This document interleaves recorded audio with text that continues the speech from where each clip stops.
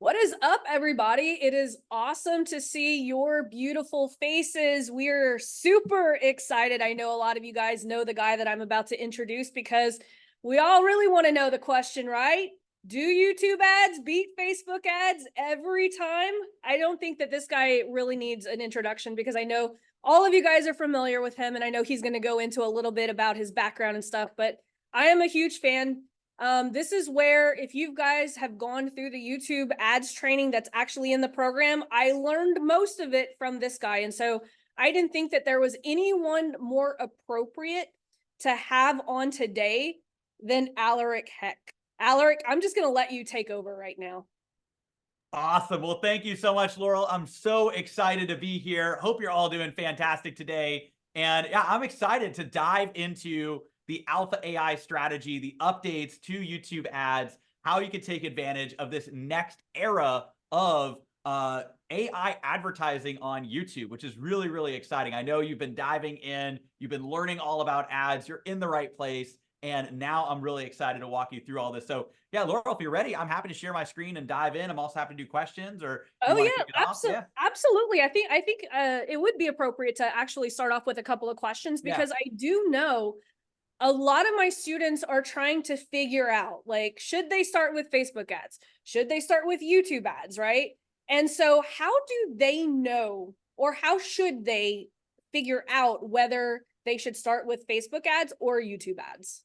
Great question. And what I really talk about is YouTube is incredible at educating people and reaching people with intent. So what I like to look at with YouTube ads, and you've probably heard me, talk about YouTube ads beating Facebook ads.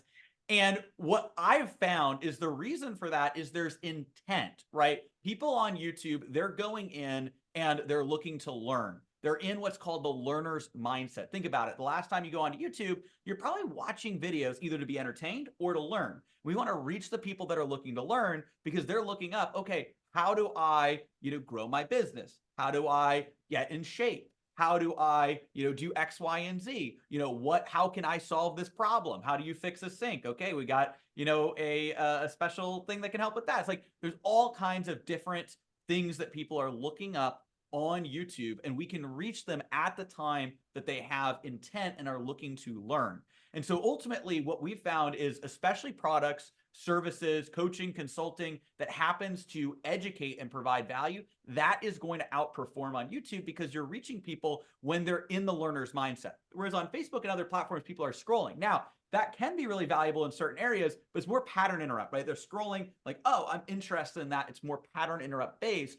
And so, what I would look at with Facebook versus YouTube is I would really see, is this more of an impulse buy product? If it is, then Facebook may be the platform for you. I know it might be surprising hearing me say that. However, if the product, service, or maybe coaching, consulting, course, I know a lot of people, here have information-based businesses. If you're providing something that's a little bit more educated, right? A little bit more, you want to reach people that have more buying intent. They're more trying to figure out what they're looking for. That is going to be work really well with YouTube because you can educate on the ad. You can reach people when they're in the market for what you do, when they have more buying intent, they're in that research mode, and then reach them at the perfect time on YouTube, and then, get them into your funnel. And so that's honestly what I would look at, is YouTube is going to be really great if you have an education element to what you're providing. And if it's something where maybe it's higher ticket, maybe it's something that's a little bit more involved, that's going to be really great on YouTube. And then I would look at more impulse buying. Maybe you start that on Facebook, but again, there's a big opportunity still on YouTube as well. So that's what I would recommend kind of off the initial start here. Yeah, and one of the things that I do, and you can speak to this because you probably do something with your clients as well. I have a low ticket offer, and they always say, well, if you have a low ticket offer, it's not really a great fit for YouTube. I find that the best way for me to do it with this $7 a month membership is I just run my retargeting ads on YouTube. Do you guys do something very similar when it comes to low ticket offers? Because I think that's the main question, is like, what is YouTube actually appropriate for, like what types of offers and stuff? Yeah, and that's a great question too. So YouTube actually can work well and does work well for low ticket offers. It's just you got to think about how it's designed to work. It's more designed for quality over direct quantity. And so ultimately, what we see with people that have low ticket offers is there an ascension there, or is there a desire to get the longest kind of lifetime value customer versus more of an impulse buyer? So a great example here is you might get a higher volume or a lower potential on that, like, for a lower cost product, you might get more impulse buys on Facebook as they're scrolling by. However, the quality can be higher on YouTube. So one of the big things that we found is there was somebody who was advertising, and I mean, and there's multiple examples of this, but just taking one example, and they had kind of a coaching program in the background, but they were selling low ticket on the front end. And what they saw was, and what we see consistently is when you have people buying that, maybe you're having a higher volume in one area. Because it's more impulse buy, if it's $7, $27, something like that, kind of fits into the, people are scrolling, oh, I want that, I'm going to buy it real quick. Versus on YouTube, you're educating a little bit more. Sometimes for a lower price thing, it might be even like it's extra firepower, but you're reaching people that are more educated, so they're more likely to actually buy the back end conversions. So looking at the overall ROAS on the whole funnel leading to a high ticket sale, YouTube ads produce the higher overall results there. But then the other thing that's really interesting is once you get into more of a phone call based sale, a higher ticket sale, or a higher priced product on YouTube, one of the big benefits is you can actually educate people more. So let's say you have a $9.97 course, right? Or you have a phone call that goes to a high ticket offer, in which case you want higher quality leads. Well, I would say YouTube ads is going to outperform Facebook, every time. Because, and the reason for that is you're attracting a higher quality lead to that, maybe training or VSL or webinar that sells the $9.97, that when they go and purchase that, that is going to create, a higher return there. Whereas on Facebook, people aren't necessarily impulse buying $9.97. You've got to educate them anyways. But then if they're kind of scrolling quickly and they click on something, they might not be in the video consumption mode to watch a video. Versus on YouTube, if they're watching videos already, now they click, now there's a VSL or a webinar or an auto webinar. Now they're watching that. Now they're actually taking action and going and purchasing a $9.97 because the show rate's going to be higher on YouTube to actually watch, and the watch rate. And then you're also able to really focus on household income in addition to more intent-based targeting. So targeting somebody who's super high intent for the thing that you do might actually be, for the low price product that you talk about, overkill, and could potentially actually have a slightly higher cost than maybe on Facebook, where you don't actually need to do as advanced targeting. And so, people on a low price product, but on a higher price product, that's the difference between somebody buying or not buying, is are they in the income bracket that can afford it? Are they actually having that intent? Are they in a video platform where they're going to watch? Same thing with booking a call, right? You might get, low cost booking scrolling through, but are you going to get the actual education and the type of person that's going to show up to the call and then actually purchase? What we see on YouTube is that outperforms on that side too. So I think this is really good because we're diving into like the nuance of what works on different platforms. So I think if the goal is just a very low ticket, like that's the only focus, then Facebook can be a great platform for you. And then retargeting on YouTube is massive low hanging fruit, like you're talking about. But if the goal is something that's higher priced or even mid-ticket priced, what I would recommend, or a phone call sale, I would really recommend YouTube, because you're going to get higher intent leads. You can also do more household income targeting, which we'll get to. And you're also going to be able to educate them more on video. Yeah, 100%. And I love how we have kind of the same strategy behind when we should use Facebook, when we should use YouTube. I think another thing too that I would love to hear your take on is, because one of the things that I find that Facebook is a great training platform when people are just starting to get into ads and they have a smaller budget, because I think what makes the difference really is because YouTube takes a little bit longer to optimize, and I think sometimes that freaks people out in the beginning. Do you ever have clients who are like, oh my God, we're spending it? Because let's talk expectations, because I think that's where Facebook comes into play, where it's more beginner friendly with a smaller budget, versus YouTube is better for higher quality long term, in my opinion. But I think the cost up front is what freaks a lot of people out.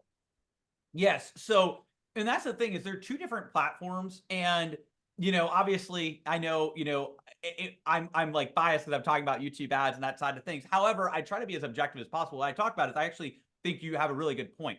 YouTube, and it's kind of what we're talking about here, it has so much power and ability to target people based on intent and like reach higher quality. And once you have it running and humming, it's more consistent because you're actually buying more intent-based targeting versus Facebook is more algorithmic. So the good news with Facebook being more algorithmic is early on, the algorithm can really favor you and find where those sweet spots are. But it can also turn into a roller coaster as you try to scale and reach colder markets, right? Versus on YouTube, there's more people that have, like if you're targeting a custom search intent, right, that are looking up specific things. If you're doing a URL audience, right, that are going to those sites or similar sites that you can target, right?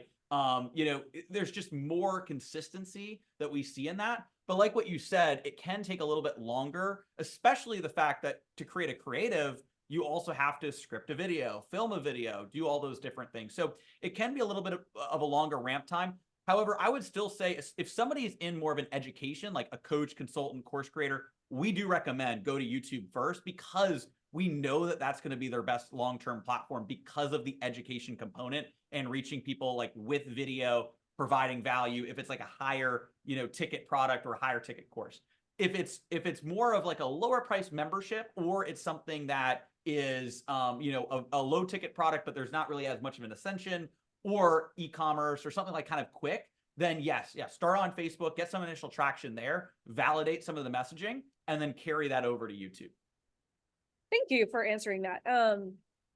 What would you say? What type of budget should someone expect? Right? Because,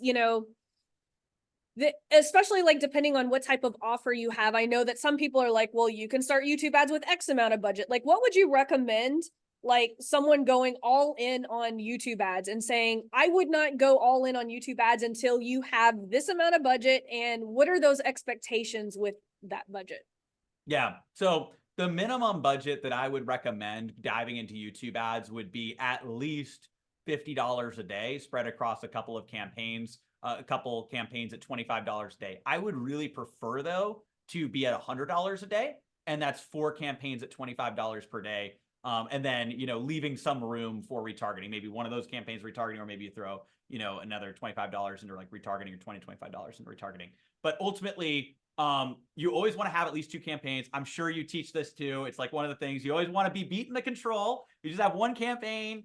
That's, you're not going to be able to beat the control. You don't know if it's the best campaign ever, or it's not performing as well. Of course, you're optimizing within the campaign, but you want to split test against another campaign. And if you have 2, then you kind of create a ladder. This becomes the top performer. You launch another one. This one performs better. Okay, let's test, beat the control again. Let's cut this one. And so you're creating a ladder that you can climb up. If you have 4 campaigns running, you're just going to be able to do that faster. Typically, that's what we like to do.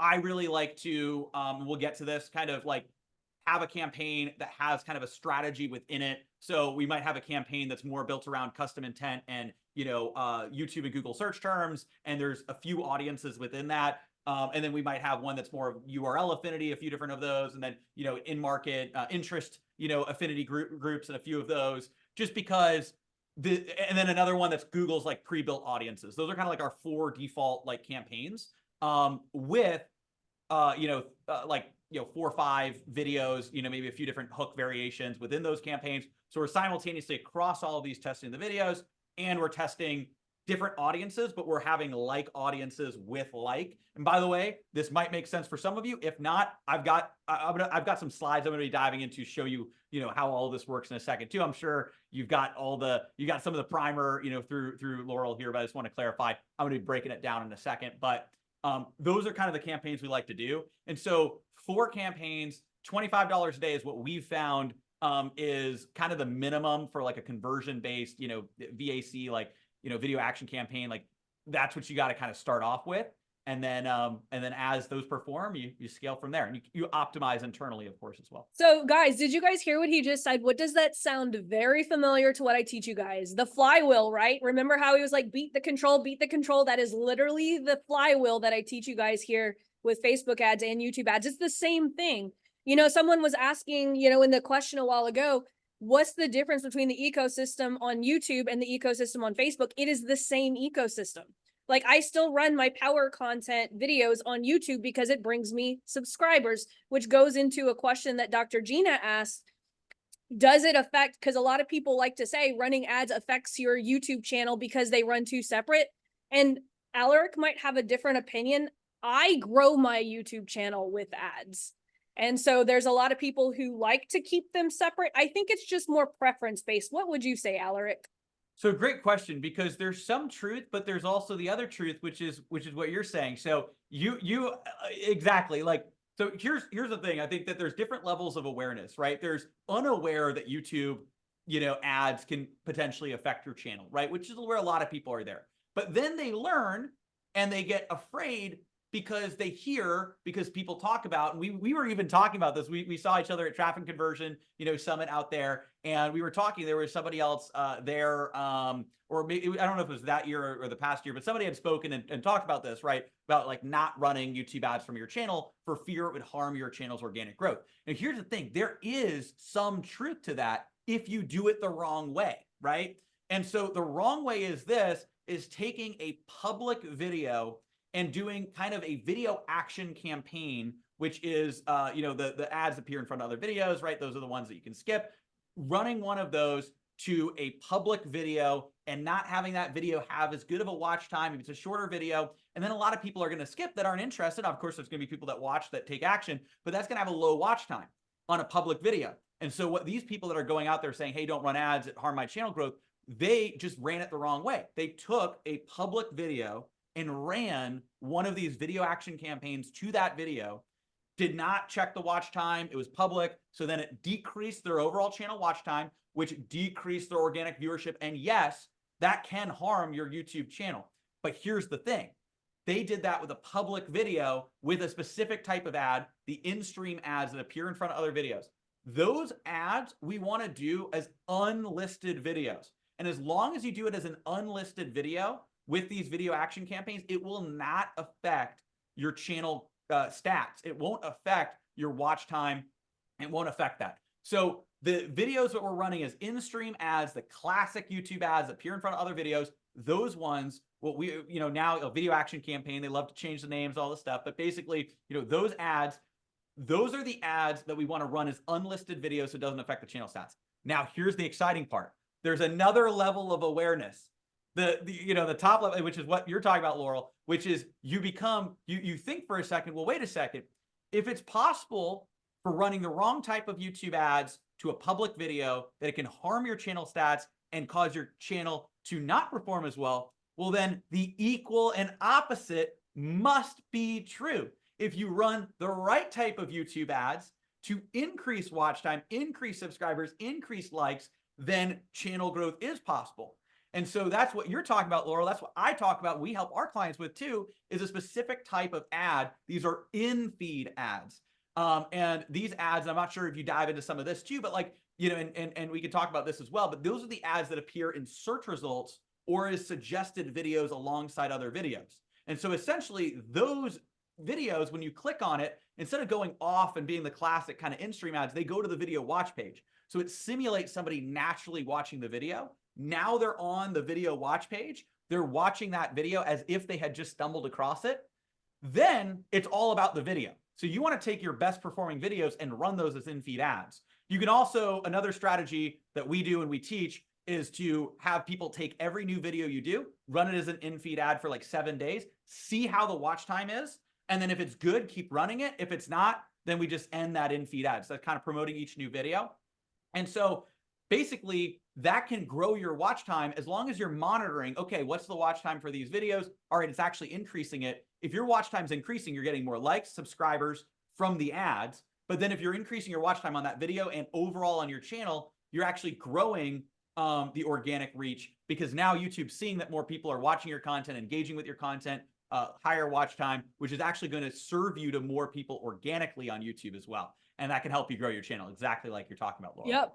So you heard, so that's just validation, right? What we're talking about in this program, right? You guys have seen my 2-tier video funnel, right? Where we run our power content videos and then we retarget every single new video, right? That is, so what I'm going to do is, because I know some people are like thinking, because there's so much content in this program, I'm going to link those 2 videos underneath this one in the replay so that you guys can see, because what we do is we run our power content videos as these in-feed ads. And then every time we have a new video, we're just retargeting the people who watched the pieces of power content to more content. That's how I've been growing my channel. A lot of people have been like, well, Laurel, how are you using ads to grow your YouTube channel? This is exactly the strategy, because once people come in to seeing that one video in the in video feed, I'm seeing they are watching, by looking at the analytics, they're watching hours of content once they're coming in. And so that's what he's saying. The right way to run it is through these in-feed ads, not the in-stream. The in-streams are more for conversion type ads, whereas the in-feeds are going to do well with more of our power content, our nurture content, right? Thank you for clearing that up, because I think that is like a huge question that we don't really see a lot of people addressing. And so it's really good to hear another person say, you know, kind of validate what I've been teaching for a long time. Absolutely. I'm glad. Exactly. And so that's the thing. It's, you know, it aligns, and sometimes that having that reinforcement is really important. And then diving into like why this is, I think is so important too, because there's, you know, misinformation out there with people that aren't advertisers, like they're more YouTube channel growth people, that their natural instinct isn't to grow ads. And they're the same people that are telling you to grow your channel, you need to wait years and years and years. That's not true. You know, you just need to know the right type of YouTube ad to grow the channel. And that's what, you know, we're both talking about here. Thank you so much. Like that was all questions from the chat. So thank you. That was that was Awesome. amazing. Yeah. So let's dig into some of the stuff that you found out, because I know that the YouTube ads platform has changed a lot, just as the Yes. Facebook ads platform. So we're excited to dig in, because I know that you're going to talk about some stuff that I haven't even seen today. So Yes, and I'm really excited. So I've got a presentation ready to rock, and we're going to keep it casual too. So I'm going to be diving through, you know, if there's specific questions as well, Laurel, feel free to jump in. I won't, just because I'm going to share my screen, I won't necessarily see the chat, but if you see something that's prominent, we can just, you know, hop into that. And then also we'll have more time for Q&A at the end. I do have the slides. They're kind of like, you know, they're put together this way, but we'll keep it all casual here as well and dive in. So let me share my screen here. And this is the Alpha AI targeting strategy that we have. And this has been the big update to YouTube ads, because there's been an evolution in YouTube ads. I'm going to talk about that in a second here. And so what I want to show you is how to use this Alpha AI strategy to generate these consistent leads and sales from YouTube and take advantage of the new era of artificial intelligent advertising. Because here's the thing, YouTube ads have evolved, right? And I'm sure, Laurel, you talked a little bit about this as well. And I want to like really kind of come in here and talk about what some of these big changes are. Because in the past, it used to be all content-based targeting, right? You target directly in front of placements or channels or specific keywords. And that's what I'm sure both of us have talked about and taught for a long time. But now YouTube ads have changed and shifted towards an AI approach and more audience segments, right? So building out audiences. And what we're going to talk about is the different ways to actually build audiences to get alpha results, better results by training the AI, hence Alpha AI. That's what I'm going to be diving into today. And so Google has doubled down. They have committed to AI. They have millions and millions of data points on every single user. Remember, Google has access not just to Google search and YouTube, but also Gmail, Google Chrome, Google Analytics. There is such a wide reach of information they have, and they are injecting this AI into YouTube ads, which is really powerful. And I say, and what I've seen is that this unlocks a whole new paradigm for YouTube, and it's a massive opportunity for you to take advantage of, which I'm going to dive into. So, right, the future of this type of change and the cutting edge of AI advertising. That's what I want to show you, is how to embrace AI in your ads, and specifically around the targeting side of things with the Alpha AI strategy. Now, I know many of you are probably familiar with me too. Actually, in a second. So to make your YouTube ads stand out there. And this is a strategy that's generated hundreds of millions of dollars in revenue for our clients with YouTube ads, wide variety of different companies, and help me scale myself to the number 60 fastest growing company in America. Now, I know some of you are familiar already, but I think it's valuable just to know like how I came into YouTube, to see that YouTube has changed over time. So, of course, I'm Aleric, you know, founder, CEO of Ad Outreach here. I'm in Austin, Texas. A little bit of an overcast day here, so it's usually a little more sunny coming into the office. But I actually started out on YouTube with a YouTube channel. It was called, and it's still called App Find, reviewing mobile apps, tech tutorials, teaching people how to use their iPhone. This was my college dorm room recording videos, teaching people how to use their iPhone for the first time. You can see I had a little jerry rig set up. I had my chair here with the laptop and the camera and a little light, desk light, my bed off to the side. It's a photo of that, and I grew that channel to over 500,000 subscribers. So I saw the power of organic YouTube. Had videos that got millions of views. This is a video that was shot at that time. So that was the behind the scenes shot of this video, teaching people how to use the iPhone 7. And I was able to start generating all of these different sponsorships as well. So I was generating revenue from the channel, and all these people would reach out to me, mostly mobile apps that wanted to promote their apps on the channel. And so I did hundreds of these app promotions. And one day I had one of these apps, and this was in 2015. They said, hey, we did a great video on your channel. We got a bunch of downloads, but how can we reach more people with this video? And that's when it struck me. All right, why not run YouTube ads? So I took YouTube ads, ran it for that video promoting that app, generated thousands of downloads. And that's when, I got the call that they went so well, that company wanted me to drop out of college, fly out to Silicon Valley, join their team. And I decided to turn it down. And what I decided to do instead was actually really dedicate my focus to YouTube ads. And this was my, college, dorm room at the time. This was, I think, the second, one or the other one that I had. And from that, I created ad outreach and really spent a lot of time and effort focusing on it. We were able to grow and scale. Now we've got an incredible team, about 36 people, some here in Austin, some spread out across the country. And, we were able to scale to number 87 on the Inc. 5000, number 60, and number 1255 last year. And I don't say any of that to brag, and I don't want to focus too much on all this, and speaking all that, but really just to know, obviously, some of you may be familiar, especially Laurel talking about that before, which I really appreciate. And those of you that aren't, I just want you to know, when I dive into YouTube ads, that's where I'm coming from, right? Been doing this for a long time, 15 years on YouTube, the last 8 years with YouTube ads. And I've really seen the evolution over time. And what I want to do here is give you the map, especially with where things are at right now, show you where to go, where to dig to get that YouTube treasure that we're all looking for. And I also have a PDF I'm going to give everybody too, that breaks down some of the strategies, a little extra primer here at the end.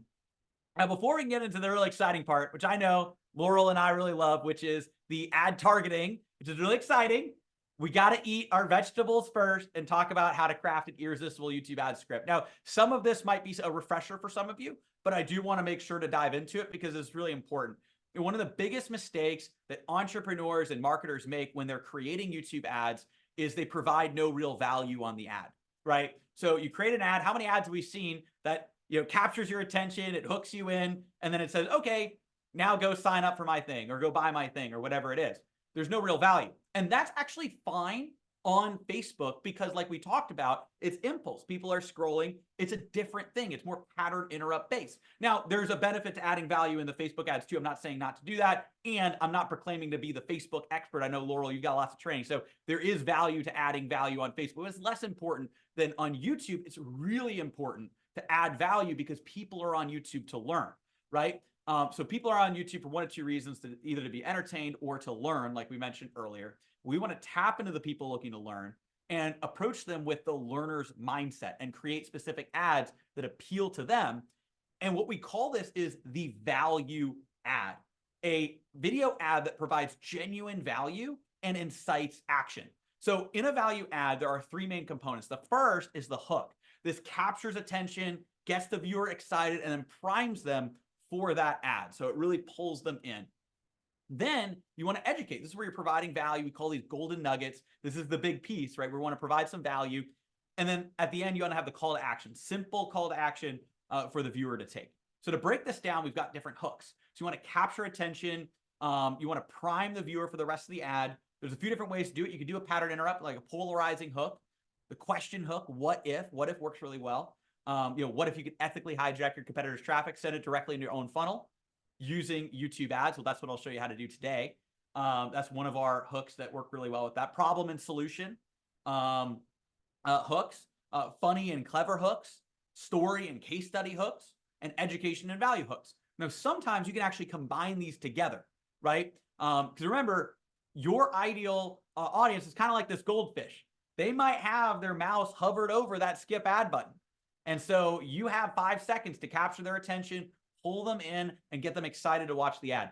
So that's where my ad comes into play. Like, and the ad that, like, you know, was referenced earlier, and the big one I became, you know, kind of known for, is actually has multiple hooks. It's YouTube ads beat Facebook ads every time. Let's face it, Facebook ad costs are going through the roof. And even when you have a great ad, they're almost impossible to scale. In this video, I'm going to show you how you could use YouTube ads, just like the one you're watching right now, to scale your business to 7 or even 8 figures. And so now you can see there's a few key things. First is a pattern interrupt. YouTube ads beat Facebook ads is a pattern interrupt. That's also why people quote that. Usually pattern interrupt ads are the types of ones that become a little bit more quotable. It's also very niche down. If you don't care about ads, you're going to skip the ad, right? I'm only speaking to people who care about ads. So they're going to pay attention and they won't want to hear. Whether they agree or disagree, they're going to want to hear, and it's going to open them up to be educated, right? Then I hit it with problem and solution. 3 of the biggest problems people have with Facebook ads are ad costs going up, ads being hard to scale even when they're working, and then the third is ad account shutdowns. I didn't focus on shutdowns in this one. I just focused on 2 of the top 3 problems. And then I reference those problems, and then I give them a solution. YouTube ads. There's also a little proof involved, which is unique to me, which is like just like the one you're watching right now. And then from there, I go into educate. Let me hop over to my computer screen to show you exactly how this works. And then I show them a demo of how YouTube ads work. So you can see how that just takes people through a journey. Pattern interrupt, hits problems, talks about a solution, dives into education. And then that's where you get to the next step, which is education, right? This is where you're providing value. You're providing golden nuggets, right? So these are small, but really valuable. This is where you're teaching. I'm teaching the benefits of YouTube ads, the intent-based targeting, how it works. You know, you could do this talking head style. You could do this whiteboard style, demo slideshow. You know, you could do a cinematic style. There's a few different ways to do it, but you want to educate and provide value here. And this is a key component.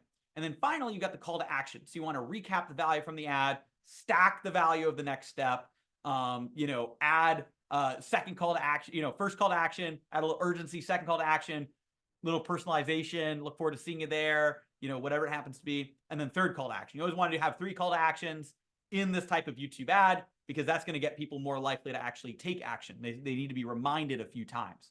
So I have a question Oh, yeah, actually, because I'm pretty sure we're absolutely. all looking at this screen, and it'll give you a chance to take a sip of water. Yeah. So are YouTube ads as risky as Facebook when it comes to, because I see right here it says can scale your coaching or high ticket business to 7 plus 8 figures in 2023. How does YouTube look at income claims? Do they look at it the same that Facebook does? So they don't look at it the same way that Facebook does. I think that 7 to 8 figures is different than some of the other things that you can say to make like 10K a month or something like that. You know, ultimately, I will also say, and with this this kind of, you know, picture here, we are changing some of these things, not because of Google regulations, but just overall. But that being said, in terms of Facebook versus Google, Facebook is a lot more strict on what you can and can't say versus Google. Google also has a multiple strike policy versus, you know, kind of immediate bans. So if you do run into issues, they're more likely to give you a strike, unless it's what they call an egregious offense, which is not necessarily, you know, as often going to be like copy related. That's usually more payment or circumventing their systems by sending it to a weird redirect link, things like that. So ultimately, if it's more ad disapprovals or landing page disapprovals, you're more likely to get a strike and be told that you need to make a change, similar to how YouTube gives strikes as well, which is a better system than on Facebook. And But I that's a find good that question. Google support is a lot better than Yes. Facebook support as well. Yeah, Google support is a lot better. And then you want to look at exactly, you know, what to, you know, include in different things. You know, you also find like kind of scaling to a certain, like, you know, there's language that works better than others, right? Like having more of a dollar sign versus like, okay, building a 7 to 8 figure business. It's kind of more of a category of business. But again, that is a good, you know, kind of thing to look at. But on Google, there's less potential issues on that side. Thank you. Thank you for answering that. Oh yeah, you got it. You got it. And so then Just to kind of recap, it's the hook, educate, call to action. Another question people always have is how long are each of these sections? Usually recommend about 15 to 30 seconds for the hook, 1 to 2 minutes for educate, and then another 30 seconds for the call to action. So usually that's 2.5 to 3 minute long ad. Now you can have ads that are longer, and we have ads that are longer too. So sometimes that just means you have a longer educate section. I wouldn't go too long. They could be maybe 4 or 5 minutes. Now Google will tell you ads that are over 3 minutes may increase your costs, and also might limit, where it's going to show up. And that can be true to a degree. But again, if having a longer ad qualifies somebody better, that turns them into more of an ideal client, well, then that's perfectly fine. And you're just doing a little bit of a trade-off. So you might have a slightly higher, CPM, but you're going to potentially educate the person better and then potentially have a higher conversion rate. So you just got to look, ultimately you're comparing what's my CPA over here, what's my CPA over here. And I think that's a way to kind of look at that. And also the back-end metrics, what's the quality? If you're more going for leads, you don't just want to look at CPA, you want to look at, the quality of these leads, have some way to score, measure that, or just look at, full kind of ROAS using attribution software. So ultimately 3 minutes long is a standard ad. Some are shorter, some are longer, but you want to make sure that you put in the educate section there. And then I won't spend too much time on this because I think this is something you probably already talked about, Laurel, here, I'm sure. But you don't need fancy equipment. I think people in this room kind of know that, right? You can just pick up your phone, have a gimbal. Gimbal is a really cool tool. It just kind of stabilizes the phone. And we've actually found that fancy equipment, overly produced videos can take away from your message because it feels less authentic, right? So ultimately, you want to be seen as the authentic authority. And a big question that a lot of people have when I say this too is like, well, hey, Aleric, like this is easy for you to say. You're getting up there. You clearly love to talk to people, be on video. You're doing all these ads. And, of course, that's a confidence I've developed, but I haven't always had that. So even though I've been on YouTube for a long time, about 6 years ago, now you can see here, 5 to 6 years ago, you can see here that I've got this picture. This is one of the earlier ads that I did for myself. And at the time I was running YouTube ads for different clients. And, prior to that, I also had a YouTube channel, but I wasn't talking myself. It wasn't my face in the video. I was showing my hands. I was doing tech tutorials, right? I was my voice and, filming my desk. And so I was a little self-conscious with how I looked. I was about 50 pounds heavier than I am today. I was self-conscious about it. And I remember recording this ad and I almost deleted this ad because I didn't really know if I didn't really like how I looked, right? I was self-conscious about it, didn't like how it turned out. But I knew the content was good. It's just, I didn't like how I appeared in the ad, but I posted it anyways. I pushed past that little self-doubt. And this was the first ad to make my business over $1 million. You can see here, we ran it to about 500,000 views. It didn't matter what I looked like. All that mattered was that I had valuable content. I was following that hook, educate, call to action. I was targeting the right people, and my ideal people saw me authentically for who I was at that time and resonated with me and took action from there. And so it doesn't matter who you are, what you look like, what you sound like, what your background is. All that matters is that you're authentic, right? That is the key. And it's really true because your ideal people, they're going to watch the ad. They're going to be drawn to you. And those are the people you want as clients anyways. Those are the people you want as customers, evangelists anyways, right? Are the people that see you for who you are and you're following doesn't mean you don't follow the strategy, right? You want to follow the strategy, but you follow the strategy as yourself. And that's what's going to attract your ideal clients to you. And that's ultimately how to create that irresistible script. And so this is a good point. If there's any questions on the video side, I can dive into that. And then I'm going to dive into the Alpha AI targeting side of things next. Yeah, so there was actually one question that Liz just asked: which videos do you leave as unlisted versus public and using those as ads? Great question. So the videos that we're going to run as an in-stream ad, which are these video action campaigns, the campaigns we're going to be talking about today, which are more to drive conversion. So these are the ads that appear in front of other videos. These like 3-minute long videos we're talking about, they're very specifically an ad. They're not a public video for your channel. It's just an ad. It's a 3-minute long ad. It's the type of thing that you're going to run in an ad account, but not necessarily have publicly for people to view. And so that's where you would have that be an unlisted video on your channel and you would run that as an ad. The other types of ads is to take content you'd post on your channel anyways. Maybe it's a 5, 10, 15-minute long value-based video. I think, Laurel, you were calling it kind of power content, right? Those types of videos that you're posting and publishing anyways those are the videos you'll run with in-feed ads that appear in search results or suggested videos to get more people to see those videos. Hopefully that makes sense there. Yep. Awesome. Thank you. Excellent. Perfect. If that's all the questions on this side, and I'm going to continue to do Q&A throughout, which would be awesome, but we're going to dive into the targeting side of things, the alpha AI targeting, which gets really exciting. And so again, this is the strategy that we have used, we've adapted, over, and we're seeing is working the best right now. And really, when we dive into it, the big key with alpha AI targeting is what we're going to dive into is custom segments, really around building segments where you're training and teaching Google and YouTube who you're looking to target. And you're doing it by building out these custom segments and really leaning into these more specific audiences for who your ideal clients are. We're also going to talk about how to leverage your own data as well, and touch on interest and detailed demographics, some of the cool targeting options there. I'm going to focus a little less on that, because you're probably already diving a little bit into that too. One other note that is really valuable is knowing about proactive lead targeting, or lead quality, I mean to say. There are all kinds of different, location, language, do you want to target people on TV or not? TV type ads usually might decrease conversions, even though there's connected TV. So there's certain things you exclude. But one big thing I want to point out that is massively going to help your ROI, if you have something over $100 is where I would go here. And then I would go higher at, like, this is more like something over like $1,000. And I'll break it down in a second.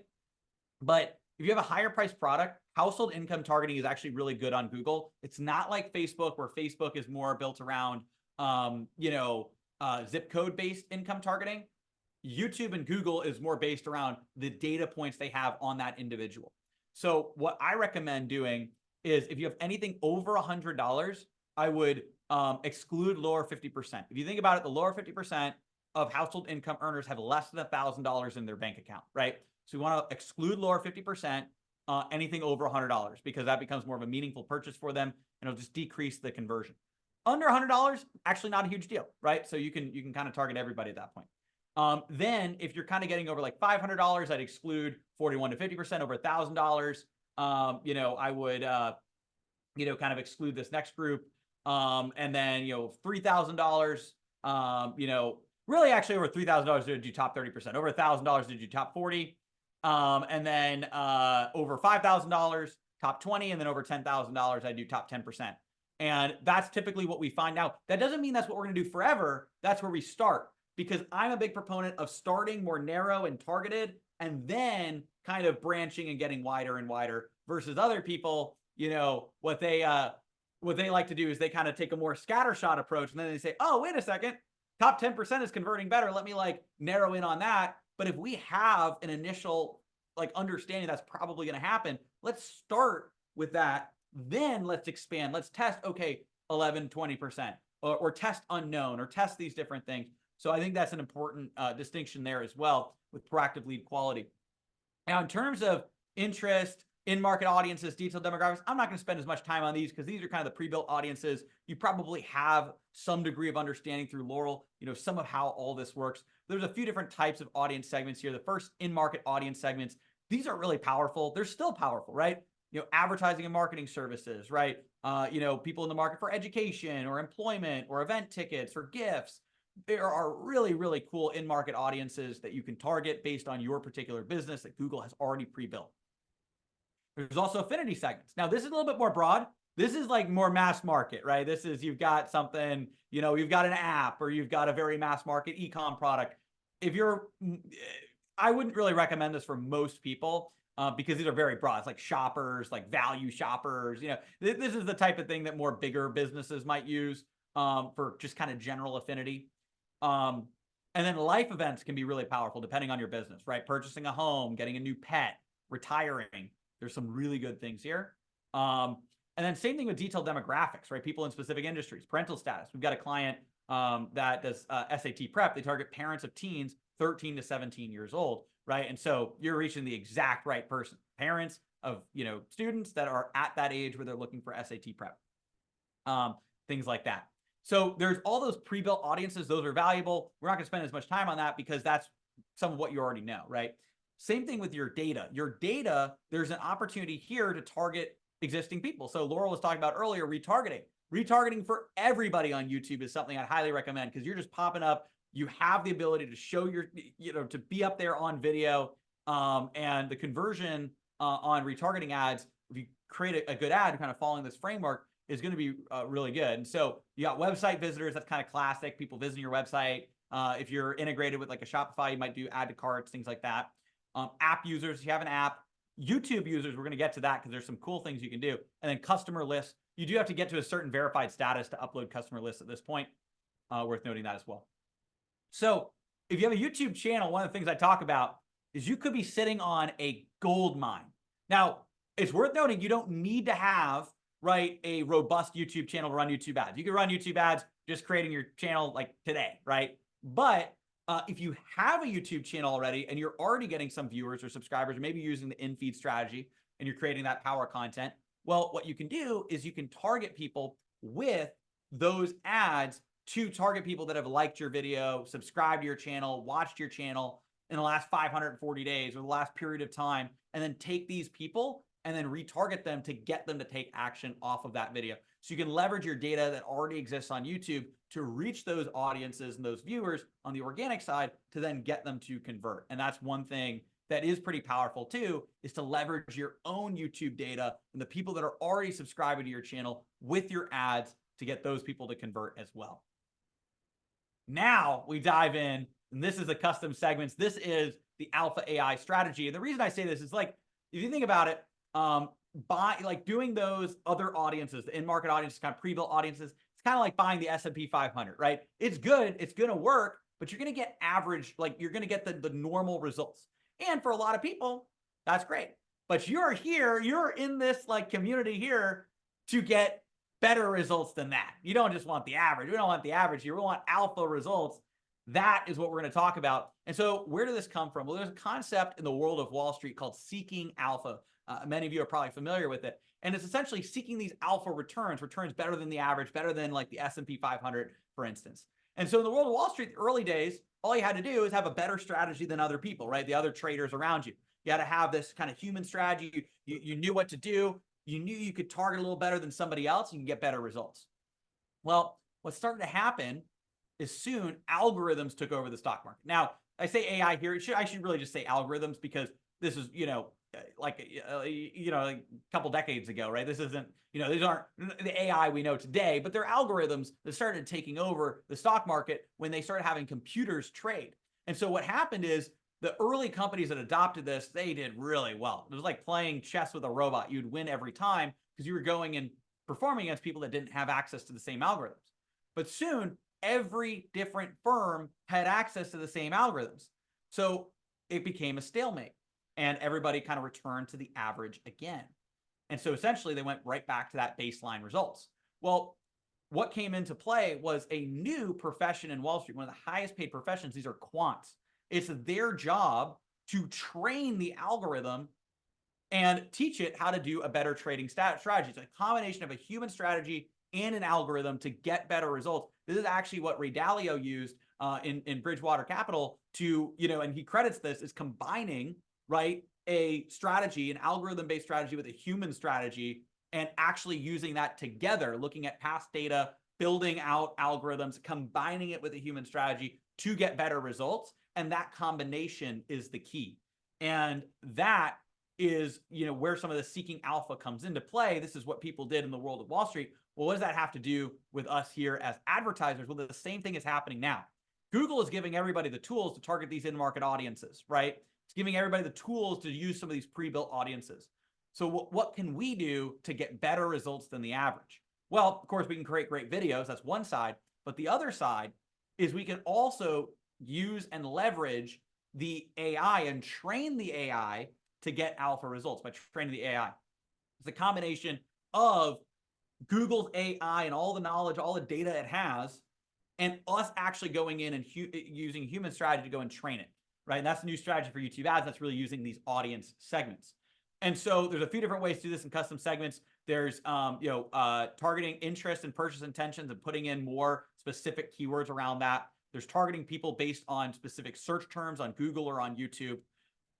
And that's leveraging and teaching YouTube's AI and who you're looking to reach. So let's take interest and purchase intentions first. So people that have specific interests or purchase intentions based on all the data YouTube and Google knows about them. So for us, what we could do is we could target people who are interested in YouTube ads, Facebook ads, digital marketing, YouTube marketing, or video marketing, right? People who are interested in these things, we can target them with these interest and purchase intentions. So we can build an audience around those keywords. Well, what we can also do is custom intent. So these are Google and YouTube search intent based on what people are searching for on Google and YouTube. So Google, largest search engine, but YouTube's the second largest search engine. So what we can do is target people who are looking up YouTube ads tutorial, how to use YouTube ads guide, YouTube ads training, right? They're looking up these things that is exactly related to what they're going to be able to see on the ad, and we're going to be able to help them with. And so we can target people based on their actual Google and YouTube searches. By the way, a little pro tip here is if you're already running Google pay-per-click, like Google search campaigns, you can just take some of your best keywords and group them together and use those as a custom intent audience and get some good performance on YouTube. Now you can also target people based on app audiences as well. And so you can see here that you can go in with an app audience and you can target people based on going to like using a particular app. So let's say you're targeting like weight loss or fitness. You could target people that have these different weight loss apps installed on their phone. Now, here's what gets really exciting. There's URL audience too. So you can go in and target people who have gone to your competitors' websites or similar websites using URL audiences. So we can target people, in this case, people who've gone to WeightWatchers.com, Noom.com, JennyCraig.com, some of these big, weight loss websites. What we can do is target people that have gone to those sites or similar sites. It's like going in and sneaking in and installing your pixel on somebody else's website, but this is completely legal and ethical to do because you're just using the data that Google already gives you. And so there's a big opportunity for you to go and use this. But one thing that's even better is targeting complementary sites. So I found some of our best targeting is targeting people who go to websites. I know if they use these sites, then they'll be interested in what I can do. So they go to clickfunnels.com, they go to kajabi.com, they go to webinarjam.com. Great. They're using these sites. I know that the people who go here are the types of people who are very likely to be our ideal clients because they're using these types of sites because they probably have a funnel-based business or they have a learning-based business or they're running webinars. So there's an opportunity there. Now, I asked myself too, well, we're talking about AI. What if I could create my own AI algorithm to identify the best audience segments? That's something that I did as well. And I created software called Keyword Search. And what that does is it allows you to go and actually build out audiences for YouTube and Google ads. And I'm going to talk a little bit more about this and some exciting things here as well in just a second. But what this does is I can put in details. Like I can say ad outreach. I can put in this website, adoutreach.com. I can describe like ad outreach helps businesses with YouTube ads get more leads and sales. And then what it can do is find all the different potential interests that people have. So what are the interests? They're interested in advertising, branding, entrepreneurship, right? We can take those and use those in one of our audiences. We can find what people are searching for on Google and on YouTube. Now it actually kind of loops them all together. There's a new kind of update with topics. But what we can do is find out what all these different keywords are and then copy these over or sync these directly to Google Ads. And, it's just thinking what is a possibility to actually be able to find more of these audiences and actually be able to use them over on Google and YouTube. And something I've spent the last few years kind of doing that because it used to all be more of a manual strategy.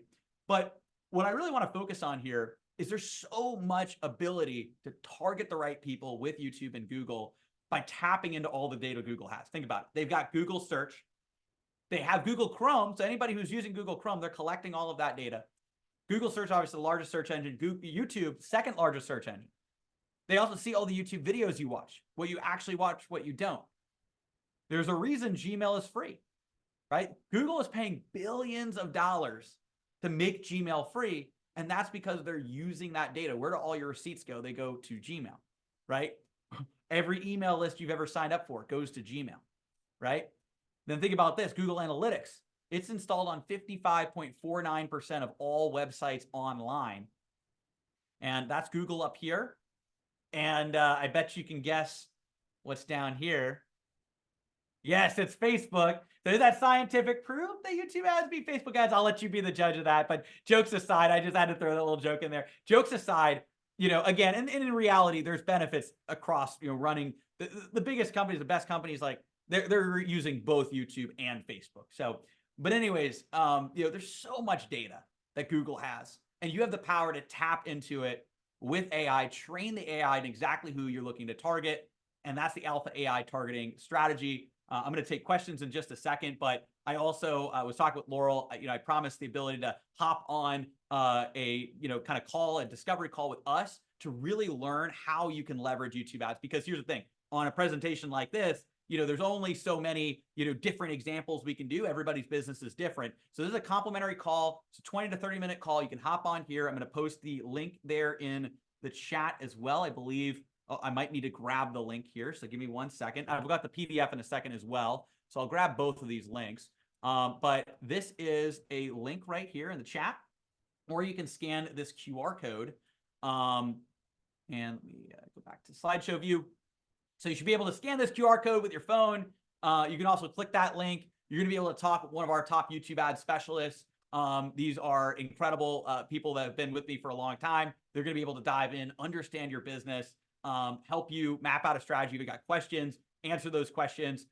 It's complimentary, strategy call, 20 to 30 minutes. You can scan that QR code, click that link there in the chat, and we're happy to help you with the YouTube ad side of things.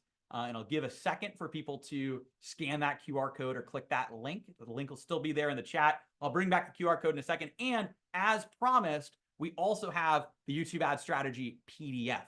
Now, by the way, the PDF can take between 5 to 10 minutes to send. I just have to, a little disclaimer. Sometimes I hop on here, we're like, it didn't immediately go. We're all marketers. We know how, sometimes we're entrepreneurs. We know sometimes, like, basically the email stuff isn't always instantaneous because of new email like rules and things like that. So it also sometimes can go to promotions or spam. Hopefully not spam.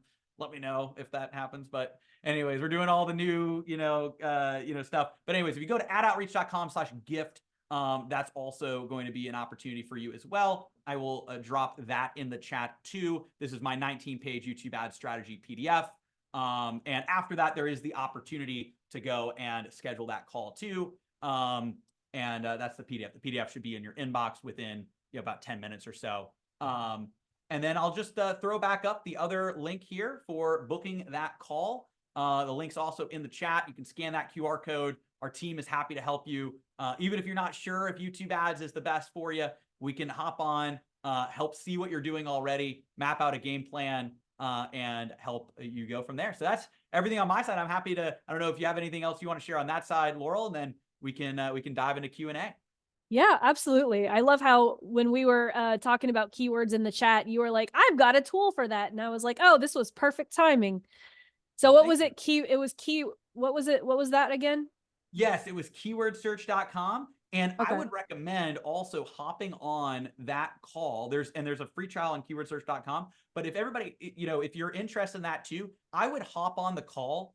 And I'll post that link again. Because we do have a special offer for those of you here, in Laurel's community here. With that, if you're looking to get some more advanced training around YouTube ads and also potentially get access to the software, we got some exciting opportunities for you. Something we work with Laurel on, which is great to continue your education. I know you've been diving into YouTube. There's so many incredible things that Laurel has, and across all the different platforms, amazing.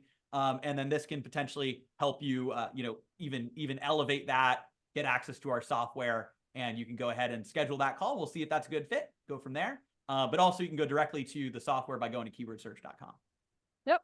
So there's a question. And so Liz says, I have questions about pricing. Laurel suggests $5 for power content. You mentioned $25. So Liz, I'm going to say that there's a difference. He's talking about conversion campaigns. I'm talking about our power content campaigns. So you guys know how, like, I always tell you guys to start a conversion campaign at $10 or $20 per ad set.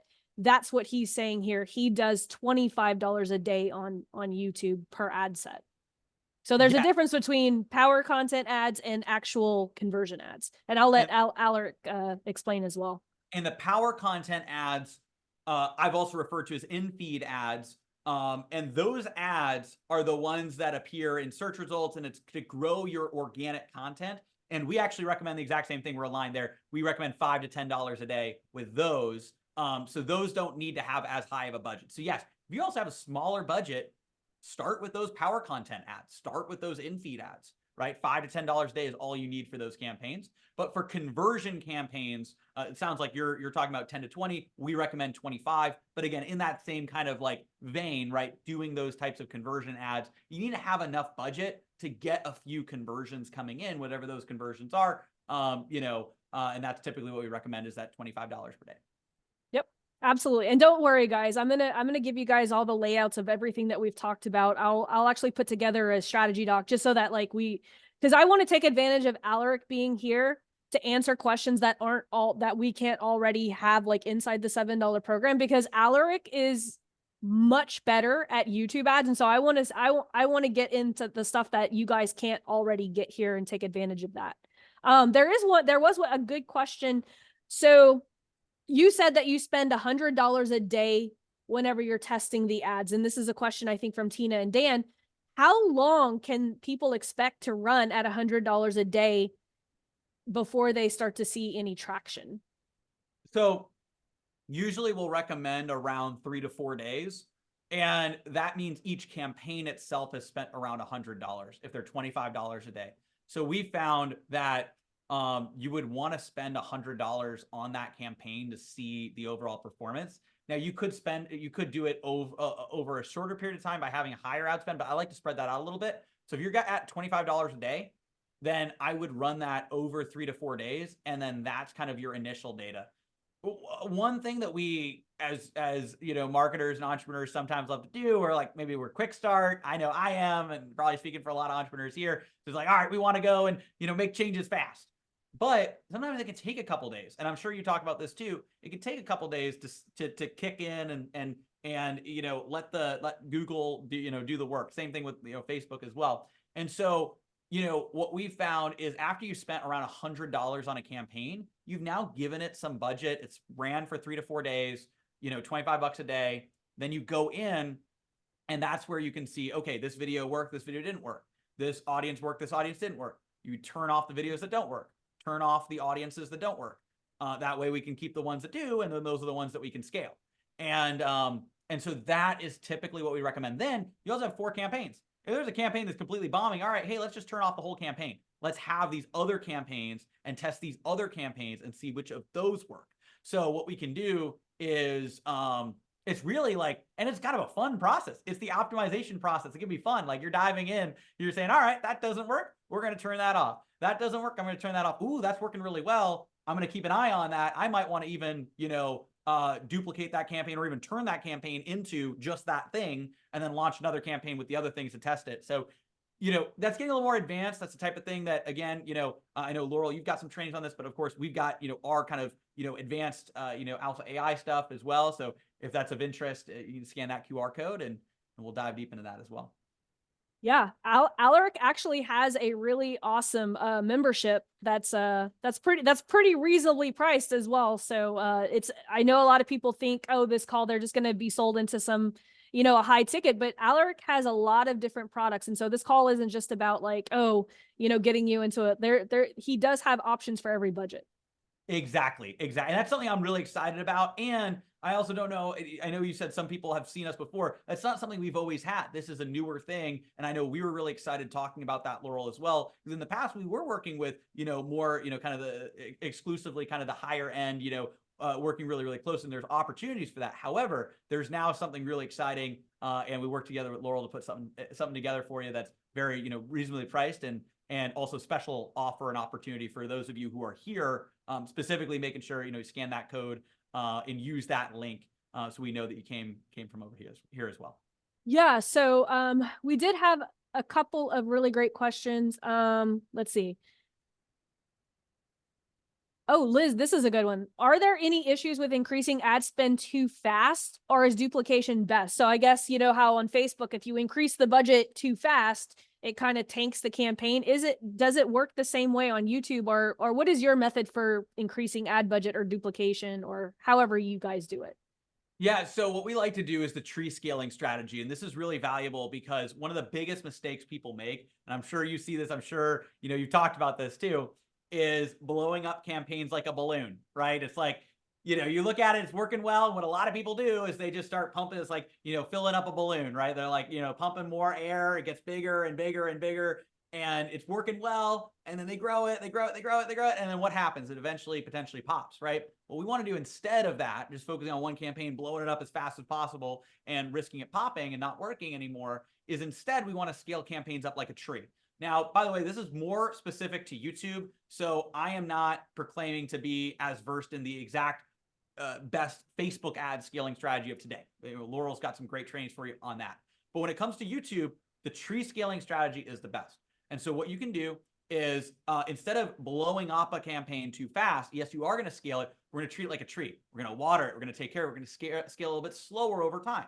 So every few days, we might go up a small, like 25%, let's say, right? And so we're going to grow. And again, that's still actually, pretty fast, amount because it can really compound and add up. But what we're going to do is we're going to scale that up. But what are we also going to do? We're going to take that campaign, we're going to clone it and make a change, right? Maybe we're going to test it with a different video, or we're going to test it with, or a different couple videos, or we're going to test it with a different audience, or an audience that's similar to the audience that's working the best. We're creating a branch. So let's say we create 3 tree branches, right? So we got one campaign that's doing well.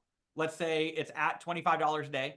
Well, after a few days, it's performing quite well. Great. Let's scale it up maybe to $35, let's say, right? And then, later on, then we can go to 50, then we can go to 75. Like now we're like going a little quicker. And so, yeah, in short order, this campaign is going to scale up. You're just not doing it too fast.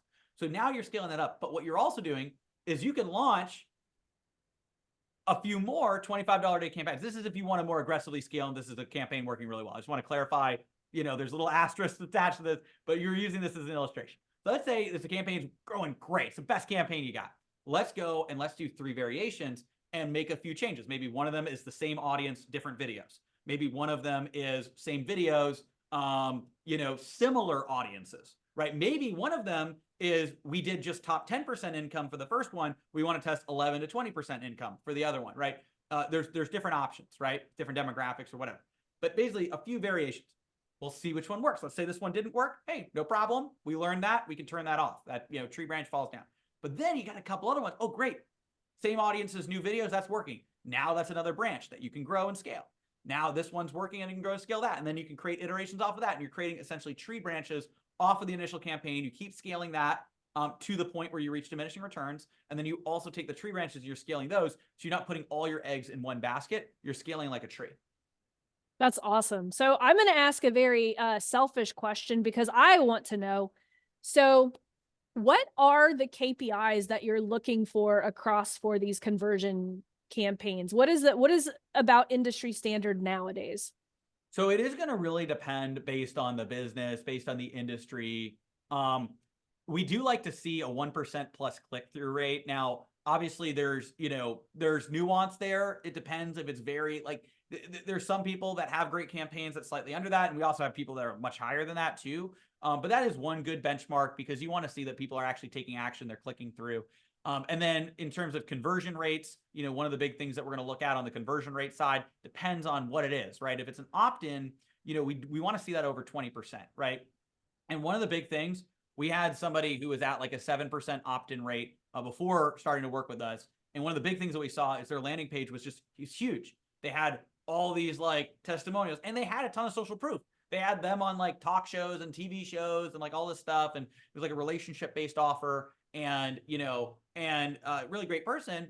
And she was wondering okay, why is this not working?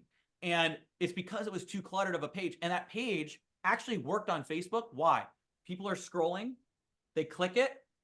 They don't really pay a lot of attention to the ad in that case. I'm not saying everybody, but this is the type of thing that might happen.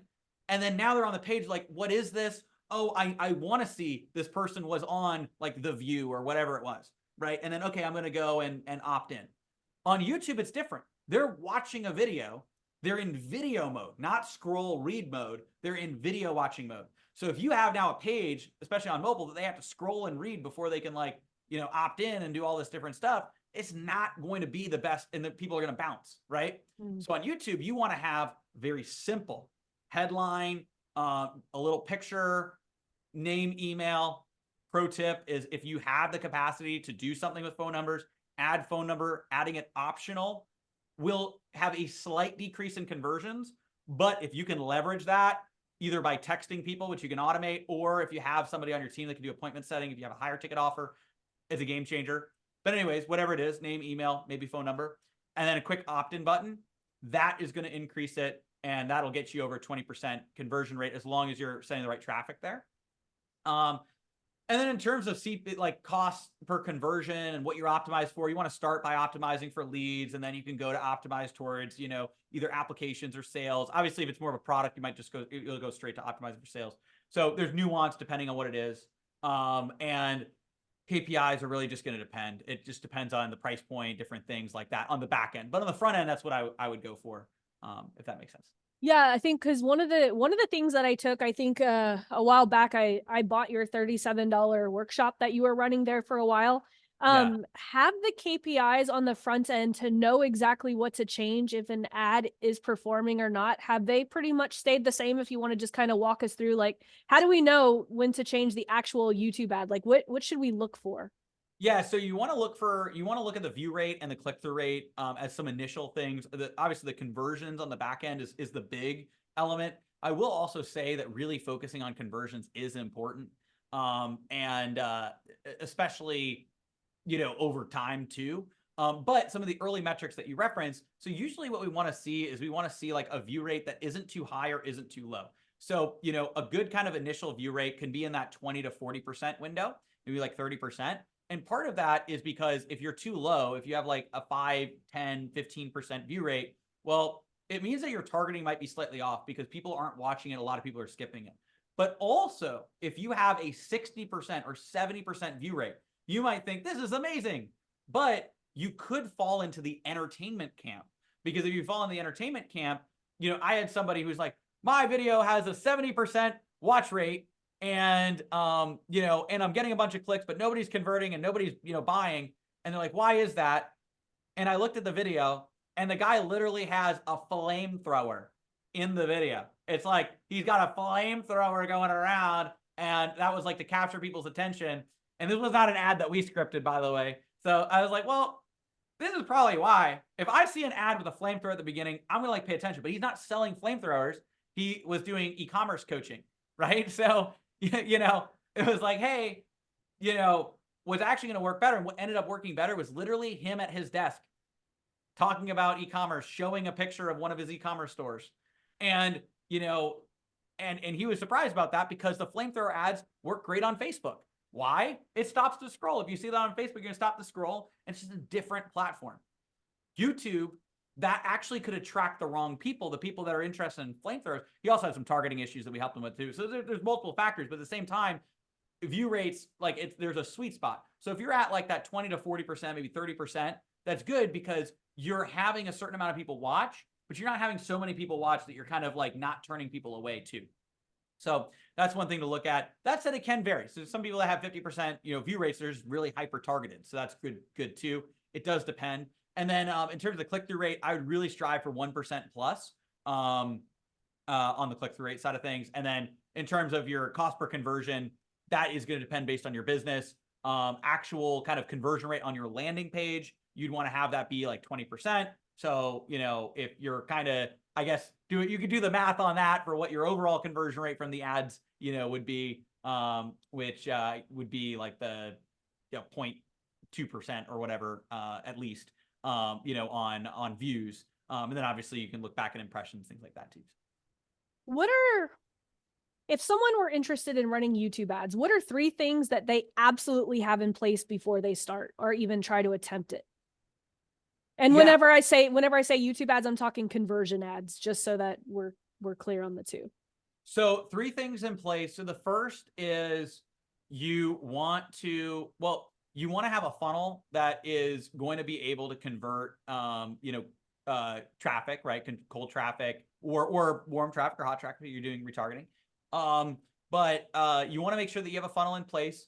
If it is more of an education-based offer, you know, there's a lot of benefit to lead magnets or VSL funnels. You know, one of the things that we talk about and we've got trainings on and stuff is what we call a video conversion funnel. So it's a cross between a VSL and a YouTube video. We found sending people from a YouTube ad to a simple opt-in, like we said, to a 15 to 20-minute video. Classically, this is a VSL, but we like to do what we call a video conversion funnel. It's a cross between a VSL and a YouTube video. So it feels like a YouTube video. They're watching a video, you're kind of front and center, on screen, you have things pop up like a YouTube video you might watch, right? And it also has a hook in that, so you pull people in, you're kind of setting the frame, you're showing who you are, building your credibility, doing some education, then you're going to have a call to action, then you're going to reinforce it with, testimonials, case studies, and more credibility, right?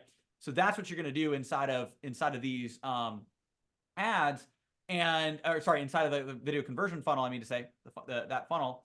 And then that can lead people to booking a call, to buying a course, or whatever that next step is.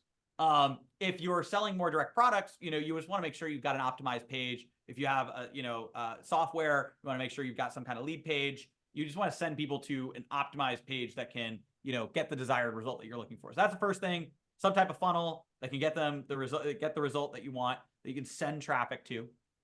Second thing is you want to have a video that works. So hook, educate, call to action, right? So filming a video, you can use an iPhone, you can use the gimbal to stabilize it, right? So you're going to record that video. And then the third thing that you need is, of course, the targeting. So that's where you're setting up these audiences. The software that I mentioned does a really good job, to help you find that. In the past, it used to be a manual process. It literally took hours and hours, the manual kind of research. Now, like with AI, you can find, and it's plugged into Google's API, YouTube as well. And what you can do is, just use that to find what the most common searches are for your ideal audience. And so just, building out those audience segments like we talked about in the Alpha AI targeting. So those are kind of the three things: a funnel, YouTube ad that you can upload to a channel, but you don't need a channel already. You could just create a new channel just for this ad if you wanted. And then of course, the targeting. So earlier you said $100 a day is your preference. So does that mean before anyone should even think about, running YouTube ads to a funnel, that they should at least have $3,000 that they're willing to use to play around and test? Or have you seen lower budgets work for testing? So lower budgets do work. Good question. Really good question. $50 a day is what we'll typically recommend, because then you can have two $25 a day campaigns. That's $1,500 a month. And that's perfectly fine to do that. It'll just take you a little bit longer to test different things. So, we have those 4 main campaigns that we want to test. So it just might mean you're kind of testing 2 and then seeing which ones work better, probably turning off the other one. Unless they're both great, then great. Then you have more budget because you can just reallocate, right? But if one doesn't work as well, turning that off, then you could swap out the other 3 tests. And we've got a lot of clients, especially like you said, we have introductory, offers as well, and a membership as well. We've got a lot of clients that start at $50 a day, and some will start at 25 and they'll just do one campaign. It's just the problem with just doing one campaign is you don't really have the ability to beat the control. So $50 a day is usually what we recommend. We also have clients who start with, like what you mentioned, the power content. So if people only have $5 or $10 a day to run YouTube ads, don't do these in-stream ads. Create content on your channel and then use in-feed ads or power content ads to go and target them, to get those people, that way, and start building up those buckets. And then you can also retarget the people that are watching those videos as well. Awesome. I'm trying to get all of the greatest hits that I've seen, like over the last couple of weeks that I've seen it. And honestly, like I have you, so I'm, being a little selfish here. So I have a really great question. So Joel Irway is one of our guests a lot here, and I help him run some of his Facebook ads. And he was telling me behind the scenes that you guys were working on some an infocast that kind of works the same way as a webinar. Are you guys still running that infocast, and or how is that going so far? So we ran that for a long time. That was also before some of the YouTube changes with like audience segments. So the only reason that we, aren't currently running that because it worked really well is because some of the data and the information became outdated. So I'll have to, reach out to Joel to set up a new one of those. But it worked incredibly well. And so essentially what we did was we created like a podcast, infocast, exactly, infocast. Used to call it podcast webinar, infocast. He actually spoke at one of my events like a year and a half ago here in Austin and talked about that too. And so what we did was we filmed like this info cast where and actually this happened by accident. So even going back further, it's like 4 years ago, I just go on Joel Urway's podcast, and neither of us have any idea about what infocasts, could potentially be. So I go on his podcast. It's a video. I upload the video to my channel, and I run it as an in-feed ad, right? Like these, power content or in-feed ads, right? So I take that, I run it as an ad on YouTube to get people just to watch the video, not as an in-stream, not driving direct traffic. It's just driving people to the video to watch it that are our ideal people. What I noticed is that video was generating like the most applications and, new sales of any of our organic content, because we do UTM tracking tags in each of our YouTube video descriptions. Something I do recommend, although I do know it's cumbersome, but you just do it once and then it's going to give you a lot of visibility in the future. And so essentially we were tracking the UTM tags. We're like, wow, this video is doing really, really well. And we're obviously running in-feed ads. We're continuing to scale the in-feed ads. And so we had attributed over 100 applications to that video. And so I have a conversation with Joel, and I go on his podcast again as like a, just returning, or I think I might have had a conversation with him beforehand. And he said, I've been thinking about like doing these infocast podcast webinars. Here's what's working. And I said, hey, you know that like the thing that we did actually worked, and here's how it worked. And so that kind of came together, and that gave him even more excitement around this. And so then we filmed another one with the intention to recreate that success. And that's what we were able to do. And so we created another infocast, and that, generated lots of applications and clients for us as well. The only thing with that was we had filmed it like 6 months before Google rolled out major changes. And so, we'll need to do another variation to keep that rolling from there. But it is a really, really powerful strategy. So just to unpack that a little bit, that is kind of a workaround. So if someone doesn't have a funnel and they don't have a large budget, they could essentially do something like that and just put their Calendly link in there with a UTM tracker. And essentially that in-feed video could act as a in-feed VSL or webinar, and then just bring people straight to an application. So that is kind of like a way to run the strategy without a physical funnel. Exactly. That's exactly correct. Awesome. We love those types of strategies here because, I'm all about rigging the game to get the most conversions with the least amount of budget possible. So I'm just curious, because you said it, what were the changes that Google made that kind of made that strategy kind of stop working? The content targeting and the alpha AI. So in the past, what I was known for on the content side, so obviously the hook around YouTube ads, beating Facebook ads, but the content was all around 3D targeting, which technically applies to a degree, and YouTube's still more intent based than other platforms.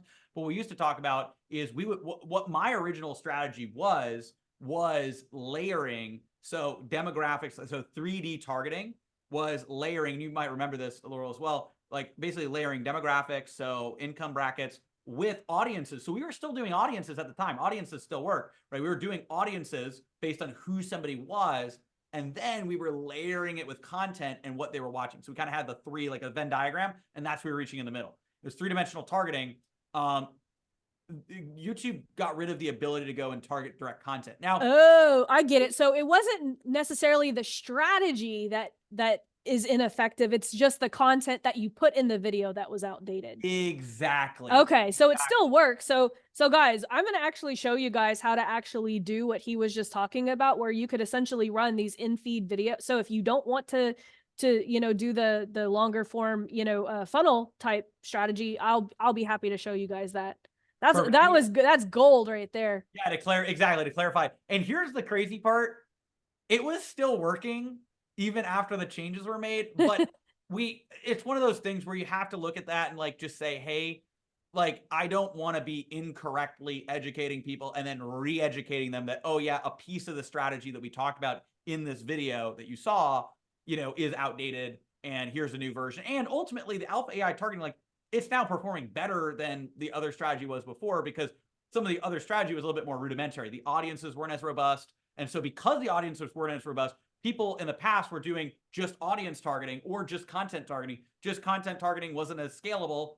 Audience targeting wasn't as like focused and like like wasn't actually getting the conversions that people wanted because, audiences at the time were too broad. And it was just kind of more of these pre-built. So now it's like more custom audiences instead, but at the time we layered the two of them together. So that was like the old strategy. The new strategy is the alpha AI targeting. And so what I would want to do would be to refilm like an infocast and focus it on the new version, which is like this. Awesome.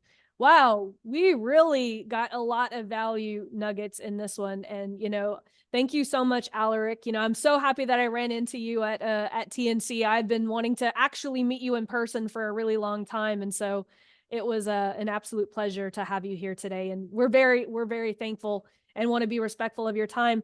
Is there anything that you want them to know? Like, what would you say as words of encouragement? Because, the advertising space is not getting any easier. Do you have any words of encouragement as we move forward, going into a more complicated, ad space? Yeah, that's a great question. Thank you so much for having me here, Laurel, and everybody who was able to attend.